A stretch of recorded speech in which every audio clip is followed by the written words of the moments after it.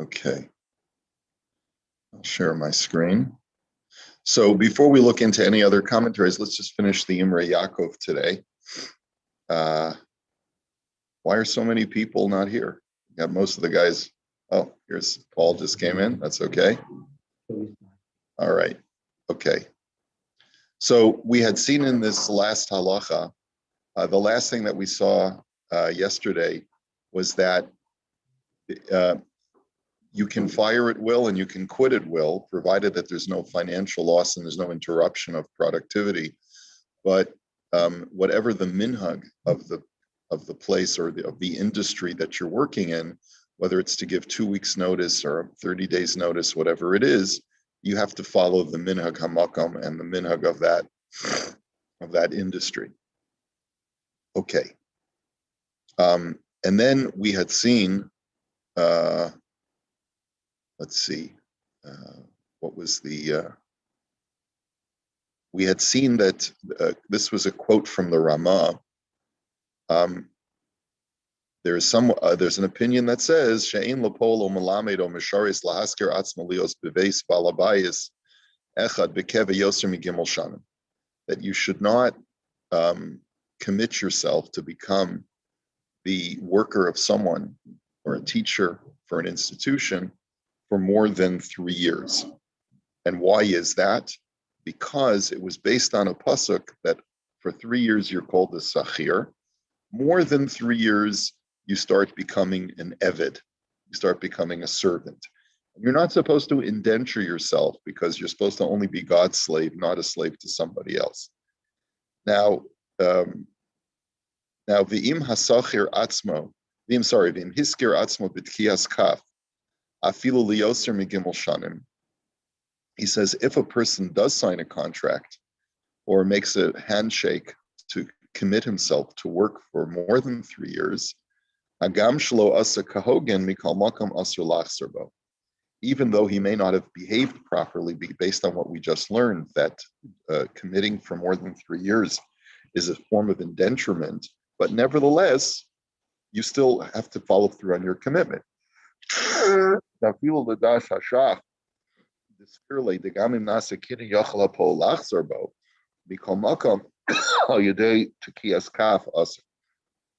Because even according to the Shach, which we saw before, who said that a worker, even under contract, has a right to quit at will, but mikol makom al yedei tekiyas kaf aser. Now we had seen that before, but nonetheless, a handshake commitment on top of the kinyan is even more powerful than just the kinyan alone. And therefore, you have a commitment to follow through on that sort of assurance that you've given to the employer. Now, again, as I mentioned to you, we don't do this anymore. You know, we commit to service contracts for periods of longer than 3 years. And so the question is, on what basis? He says, Yeshnam poskim desvir lahu shelo astru ela bepol hanimsa bekvius bebeis balabayis b'samach al shulchano shenasa kevet ivri. So some say that this restriction of 3 years and no more only applies to someone who hires themselves out to work in the house of the balabayas, and is dependent not only on them for pay but also for food. In other words, I give you food and board and you work in my house as my domestic helper. He says, because in that situation, it looks like servitude. Aval poel ha'ovid kamashos b'yomo b'layla v'chozer lebeso eno b'chlal ha'isser. But if you're not living with the balabayas, if you're not living with the employer, and you work 9 to 5, and then you go home at the end of the day, so then you can work for your whole life for the same company. And he says, furthermore, even if you are domestic help and you live with the employer, but still it's permitted as long as you get a regular vacation. So getting vacation time already is demonstrative of the fact that you're not a slave, because slaves don't get vacation time. Right? I think, Rabbi, the 9 to 5 would also do it simply because slaves were slaves 24/7. Well, a slave, it's not. I mean, Maybe. slaves have to sleep. Slaves have to work, eat. Still considered a slave at all. Yeah. So someone who goes home at the end of the day Right. and sleeps in their own home, it's the same thing, right? But we're talking about what happens if you have domestic help that lives with you around the clock. They're a refugee from Honduras or whatever it is, and so they live with you. They whatever. Umasha kasav kan harav duhu hadin b'malamed hadin kain. Hainu kefisha haya haderch kain lefanim shaharbe malamdim harugilm leo samach al shulchan balabais. And therefore, the example that's given by the Shulchan Aruch about being a teacher, you shouldn't hire yourself out as a teacher for more than 3 years. That also is only talking about a scenario that used to exist back in those days. It's not the case anymore, where you would hire a private tutor and he would live in your house, teach your kids, and he would become part of the family, So you need to demonstrate that you're not an Evid. So at least take a vacation, in the summer. Rabbi, if they take 1 day off in the week, that's also considered like they're not Eves, no? Because that's right. Correct. Yeah, even if they just take off 1 day a week, that's demonstrative that they're not a servant. So it's very hard to satisfy these criteria that would restrict you to work no more than 3 years for the same employer. Okay, so that's why it's really not a practical halach.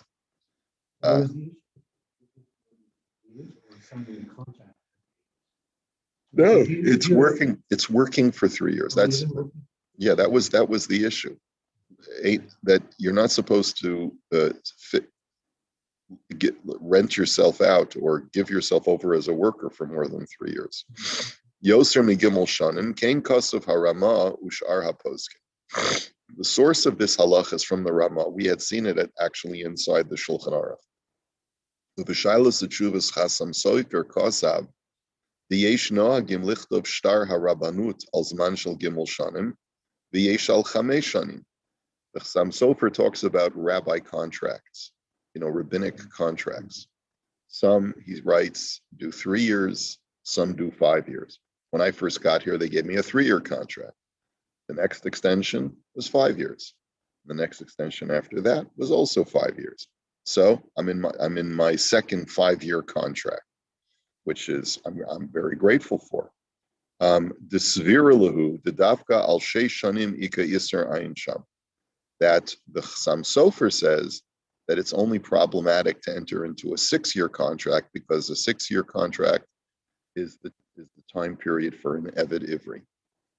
Od Kasav Sham, the Mashakot, but of course, I get to go home at night. So, although sometimes I feel that someone sent me a text at 10:45 last night. I didn't even see it. So, but Od Kasav Sham, the Mashakostim Zman Bishtar Harabanut, Hainu Litovas Harab Hamaskir Atzmo. Some say that the reason why they write the date in the rabbinic service contract is to the benefit of the rabbi who is committing himself to the work, so that he has the ability to retire or resign after the completion of that time of the date written on the shtar. Aval hakahol ein biyadam lachzor afilu b'chlos hazman ela b'makom shenagu kain. But the congregation, says the Chasam Sofer, does not have a right to terminate the rabbi even after the date that's written on the shtar, which is quite interesting. That's absolutely not what is the current practice today.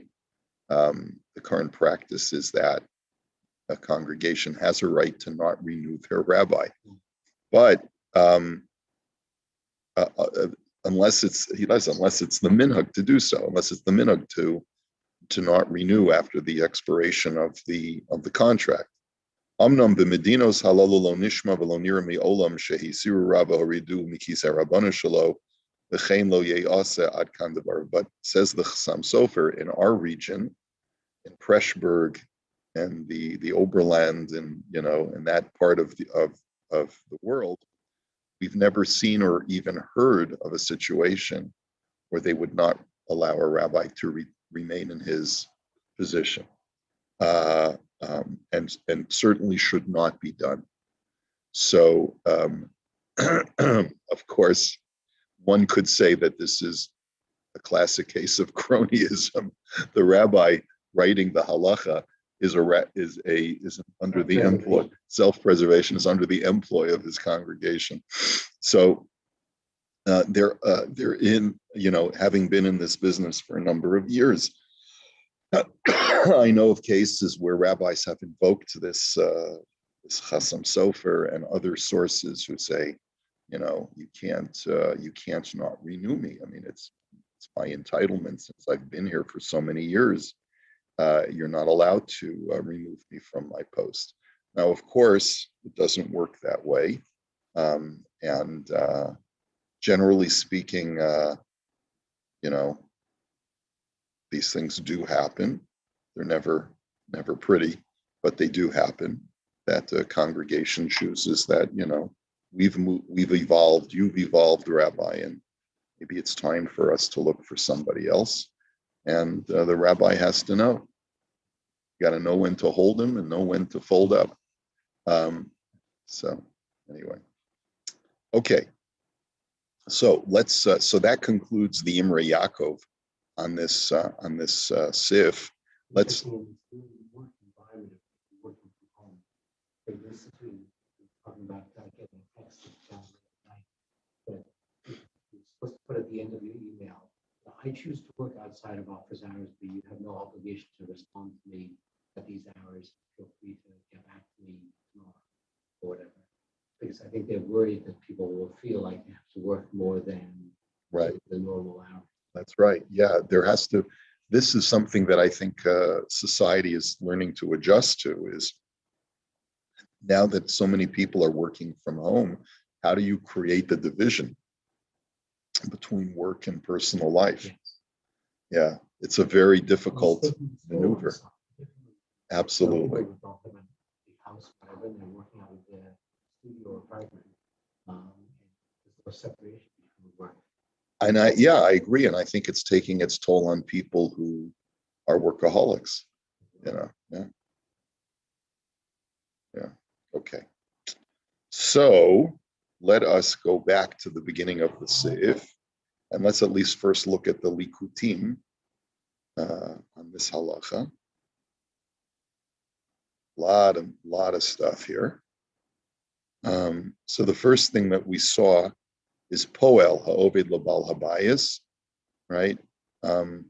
So again, the topic of our halacha is quitting and firing at will.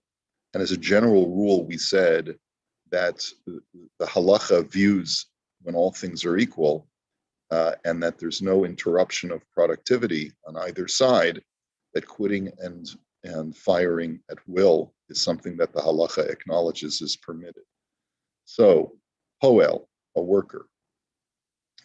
So in the Likutim, he writes, Amazmin tor etzel rofei o ulam l'simcha, ubitel hazmanato, ayin masher kasafti bibiurim divrei maskul ha'oved l'bal habayis, ayin sham maskana sadvar. So you go online at the doctor, and you book an appointment with the doctor, and you end up not showing up for your appointment. Are you obligated to pay the doctor for his time? Joby, in the OHIP system, person makes an appointment and they don't show up. What recourse does your office have?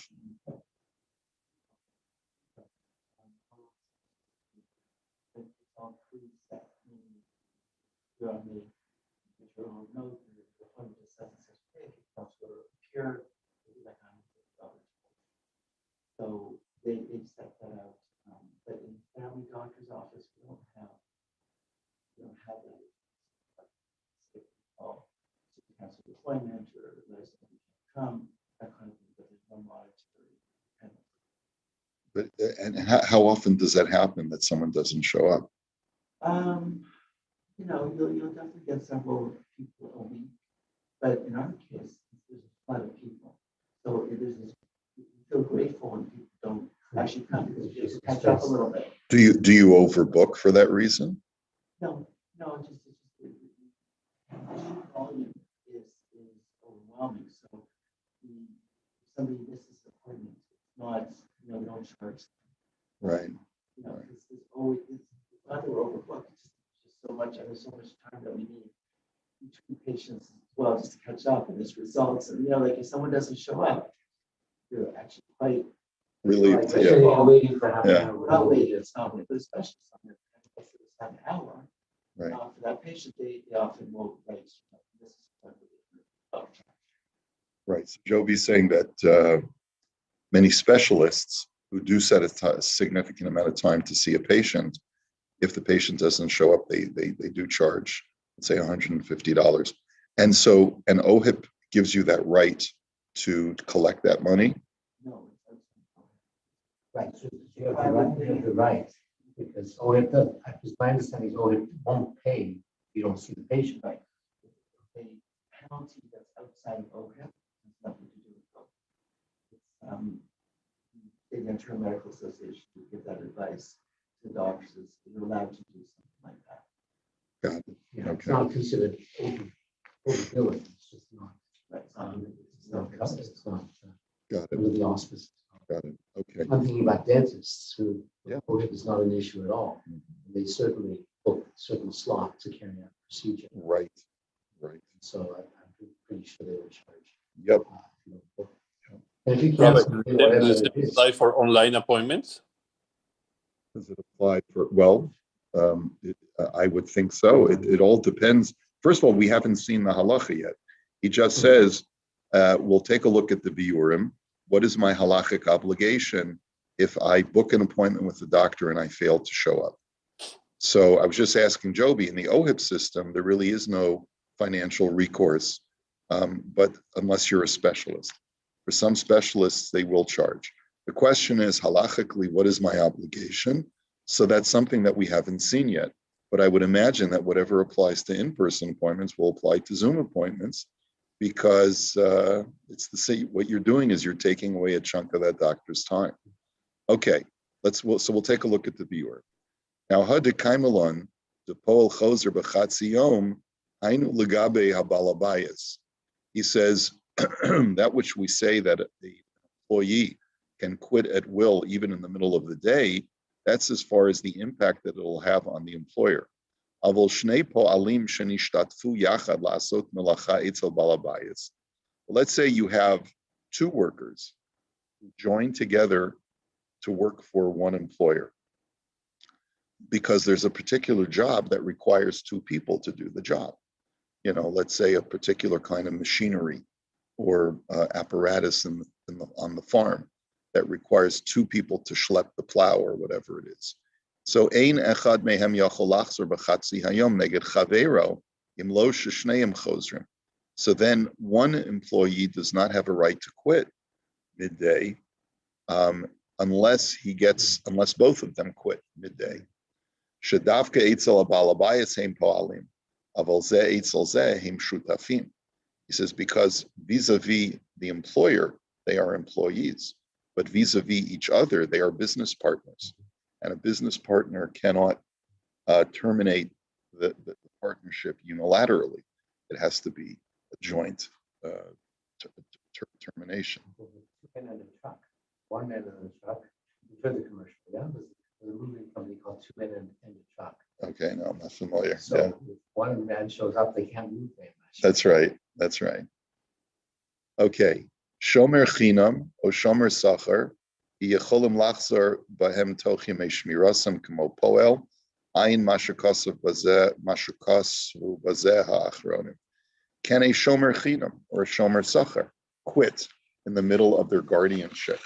Let's say they've been asked to watch something, right? Are they allowed to quit? That's something that we're not going to be discussing right now, but that's something that's undertaken by the Achronim. And he quotes a couple of different things. We have a lot that we have to fill in. Yesterday also we saw something in the Imrei Yaakov that we said we need to do a little bit more research, but that'll be Mirza Shem for next week. Okay.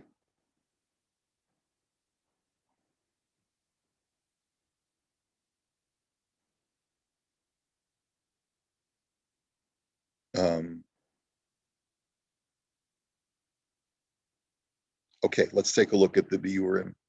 And again, this has to do with the permissibility of quitting and terminating at will.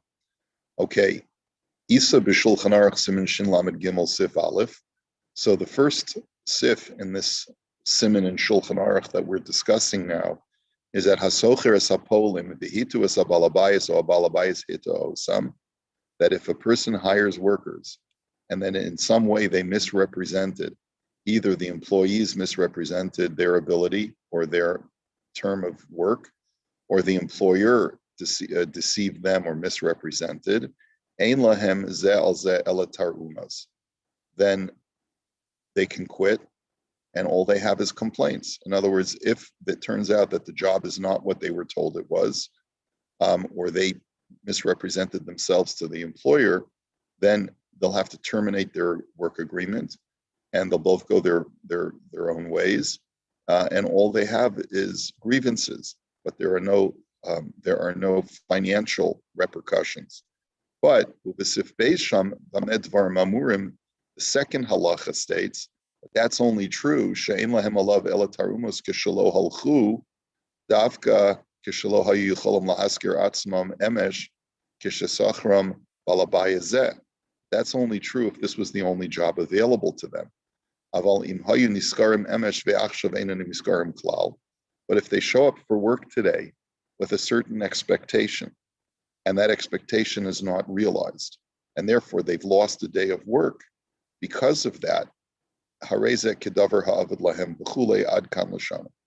then they are entitled to compensation for that day, even if they're not able to do the work, because they can't hire themselves out now at this point.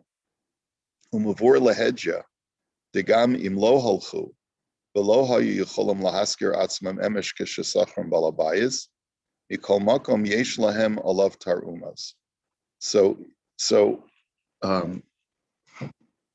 you know what? It's probably worthwhile for us to just quickly look at this first sif in the Shulchan Aruch, so that we have a good handle on what we're talking about. Shin Lamed Gimel.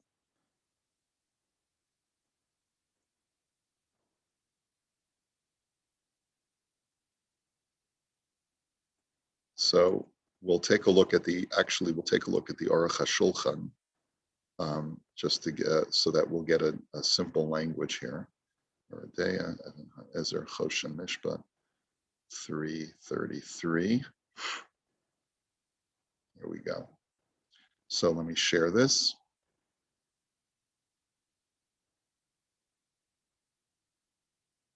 Here you go. Okay, Hasocher es hapolim. V'adayin lo hischilu b'malacha klal, eze mehem shebolachzer harishus biyado. If a person hires workers and they haven't yet started their work, so then whichever party wishes to quit or to terminate the agreement has a right to do so. Shehabalabayis yachol omer lahapoel ascher atzmacha b'makom acher, v'hapoel yachol omer lo tzei uschor lecha poel acher. Because each party can say, go ahead and hire and find someone else. Right? The worker can say to the employer, go find someone else, and the employer can say to the worker, go find another job. Ela sheyesh lahasheni al hachozer tarumos mipnei hatorach lechapes acher acharei acher. But there are grievances. In other words, you're burdening me, you're inconveniencing me, and that now I'll have to find either another worker or another job. V'lachein keshamatzui lihistakeret atzmo opoalin mitzuyin ve'ein batorach harbei gam tarumos ein kan midina. And therefore, quoting the Shach, when a person is capable of finding a replacement worker without any significant effort, because there's a whole line of people waiting to work, or if there's a whole line of employers waiting to hire me, So then I don't have even a grievance against you because there's no inconvenience. V'nafkamina le'inyan mashakosov b'simin shin lamed beis siftes vav ayin sham. V'yesh misha omer shedin chazara zu kedin chazaras mekach b'dvarim sheb'simin reish dalid. Shahachozer bo in ruach hachamim noche himenu v'hu mimechusare amana. The Aruch HaShulchan then says, but if a person agrees to work for someone, then even if he doesn't inconvenience the individual, there still is that aspect that we learned about at the very beginning of our studies of Choshen Mishpat called Mechusar Amana, a person acting in bad faith. You gave your commitment you were going to work for me, and now you're backing out even before you start. You're not a man of your word. Ulami shesover shamda afilu kishenishtana hamekach mikri mechusar hamana achanami kain afilu nishtana mekche hapoalim nikri mechusar hamana hachoser. And therefore, even if you have a reason why you need to quit, because let's say the price for this job has gone up and you want to look for something that's going to pay you more, you're still called a mechusar hamana. Just like we learned previously, that once you make a commitment, even if there is a legitimate reason for you to want to back out of the deal, a man of his word doesn't back out of deals. Mihu, im balabais lo hutzrach lahamalacha lafi ma shenitchadesh achar kach ba'asakav, o shenitvadalo shein po'alam elu oskin b'hamalacha karoi. But if there's real cause that's got nothing to do with other opportunities, but let's say the employer comes to the realization that it turns out he doesn't need those workers after all. He thought, let's say, they were going to need to do a harvest on that day, and it turns out that the crops are not ready. Or let's say the employer discovers that these workers are not qualified to do what he thought that what he needs, that what he thought they were qualified for. So he says, in those situations, near de'ein lahapol alav tarumas, de'einu nikra mechusar amana, then you're not acting in bad faith, right? Because in that situation, the circumstances have significantly changed, not having to do with the finances of the job, but rather having to do with the very need for that particular job performance. Yeah.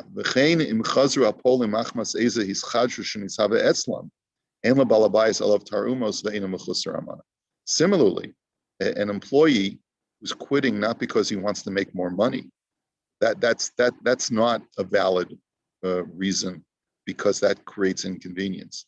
But let's say he's quitting because something happened in his personal life, or another situation occurred that precludes him from being able to complete the job without great difficulty. So then that would also not be called a mechusar hamana.